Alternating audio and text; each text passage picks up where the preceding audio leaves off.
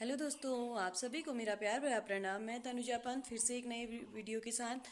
तो आज के ब्लॉग की शुरुआत हो रही है हमारे सुबह के 8 बजे से, क्योंकि आज है हिंदू नववर्ष। तो आप सभी लोगों को हिंदू नववर्ष की बहुत सारी शुभकामनाएं। हम अंग्रेजी नववर्ष तो मनाते ही हैं, बट हमारा जो हिंदू नववर्ष है वो है आज चैत्र की प्रतिपदा से शुरू होता है। तो आज इस साल का जो नया संवत्सर है वो है कालयुक्त संवत्सर। तो आप सभी लोगों को ढेर सारी बधाइयाँ और भगवान आप लोगों को बहुत सारी खुशियाँ दे। इस वर्ष बहुत अच्छा आपके लिए ये वर्ष हो।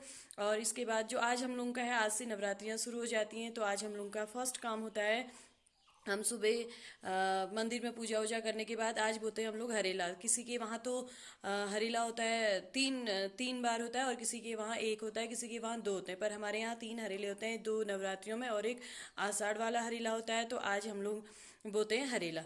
तो उसके लिए मैं सबसे पहले मिट्टी लेने जा रही हूँ, और उसके बाद मैं दिखाऊंगी कि हम हरेले में क्या क्या बोते हैं। तो इस बर्तन में मैं लेने जा रही हूँ मिट्टी। तो यहाँ पे इस खेत से मैं ले जा रही हूँ मिट्टी अभी, क्योंकि हमने पहले से खोद के रखी हुई थी इसमें। तो मैं भर के ले जाती हूँ इसमें मिट्टी।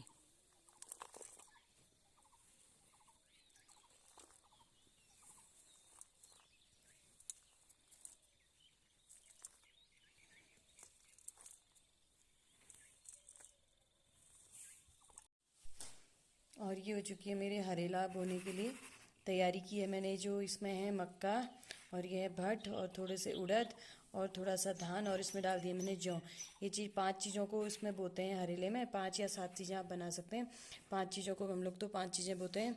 आने वाली फसल का भी होता है। तो मैंने तो बोई हैं 5 चीज़ें। और उसके बाद मैं इसको बो लेती हूँ जो जिसमें मैं मिट्टी लेके आई हूँ उसमें। तो पहले हम उसकी पूजा करते हैं और उसमें बो लेते हैं। तो अब मैं इसको इसमें डाल लेती हूँ इस तरह से। और मैंने हरेला बो दिया है। और इसके बाद मैं इसको मिट्टी से थोड़ा सा ऊपर से इसमें मिट्टी डाल के इसको पूरा बंद कर लूँगी। और मैंने इसको बो लिया है। और इसके बाद मैं ऊपर से डाल दे रही हूँ इसमें थोड़ा सा मिट्टी, क्योंकि ये जो बीज है वो ऊपर ना दिखे। थोड़ा सा मिट्टी में अगर होते हैं तो ये जल्दी से जम जाते हैं। 10 दिन में हमने इसको काटना होता है, तो 10वें दिन हम लोग इसको काट लेते हैं। तो 10 दिन में इसको जम जाना होता है, इसलिए हम इसको इस तरह से बना लेते हैं। और उसके बाद हम देवी के स्वरूप यहाँ पर इसके चारों ओर से लगा लेते हैं 9 पत्थर। तो इनको देवी के स्वरूप माना जाता है। और हम इस तरह से मैं इसमें लगा ले रही हूँ 9 पत्थर।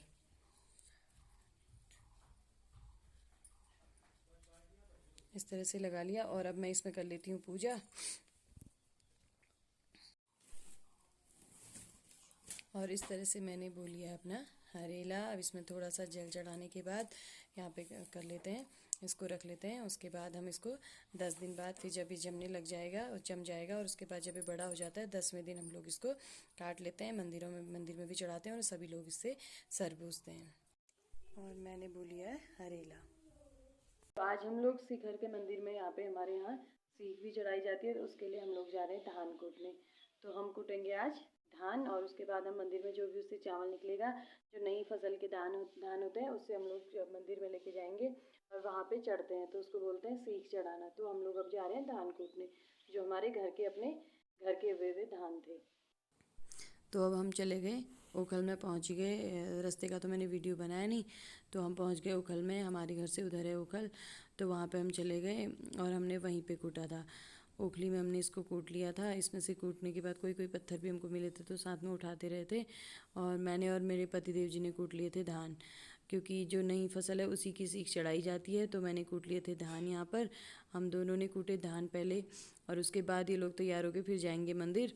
तो दोनों ने मिलके कूट लिए थे धान। मैं तो ज़्यादा, मुझसे तो कूटा जाता नहीं है, पर मैंने भी की थी। 2-3 बार मैंने भी कूट लिया था। और हमने इसमें भर दिए अच्छे से धान। थोड़े कम हो रहे थे तो मैंने और मिला लिए।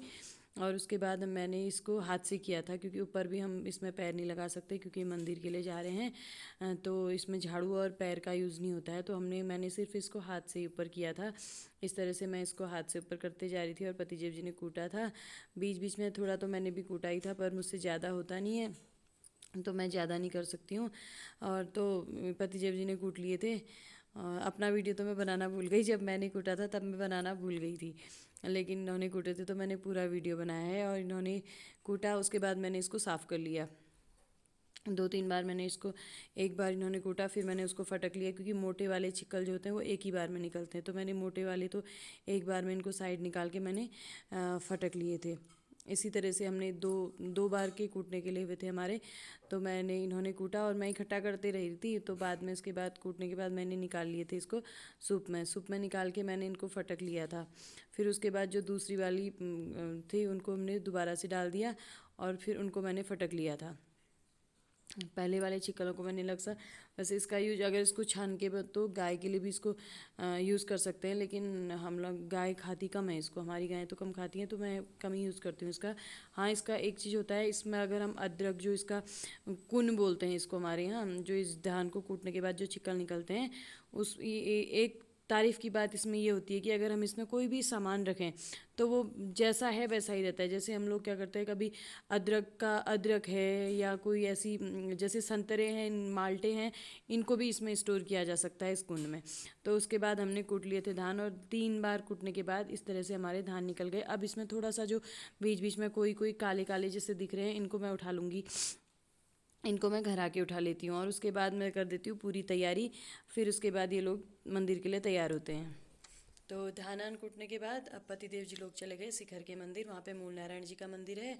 मैंने जितने भी चावल और वो धान कूटने के बाद उनको साफ़ करके मंदिर का सारा सामान तैयार करके पतिदेव जी और बच्चे चले गए मंदिर, और मैं घर पे हूँ। तो वहाँ पे बहुत ज़्यादा चढ़ाई है, पहले सोचा था मैं भी जाऊँगी पर मेरे कमर में दर्द हो जाता है, तो मैं तो गई नहीं, पतिदेव जी लोग गए हैं और साथ में बच्चे गए हैं, और गाँव के भी बहुत लोग गए हैं, महिलाएँ तो कोई नहीं गए क्योंकि सबका वही हाल है, चलने में सबको दिक्कत होती है, तो और तो कोई नहीं गए, बट आदमी लोग बहुत लोग गए हैं मंदिर। तो वहाँ पे सीख चढ़ती है आज हम लोगों की। तो पहले किसी दूसरे गांव की चढ़ती है और फिर हमारी चढ़ती है। सीख का मतलब होता है जो हम लोग की फसल होती है, इससे पहले धान की फसल जो थी उसी में से नया सबसे पहले हम लोग सीख के लिए ही कूटते हैं, क्योंकि वो धान निकाल के फिर हम लोग खाने में यूज करते हैं। तो नई वाली जो फसल होती है उस फसल को पहले हम कूटने के बाद मंदिर में चढ़ाते हैं, फिर उसके बाद हम लोग उसको अपने यूज़ में ला सकते हैं। ऐसे ही वहाँ पे और चीज़ भी जो सामग्री रखनी थी, दिया बाती, वो सब हमने रख दिया था और मंदिर में चले गए।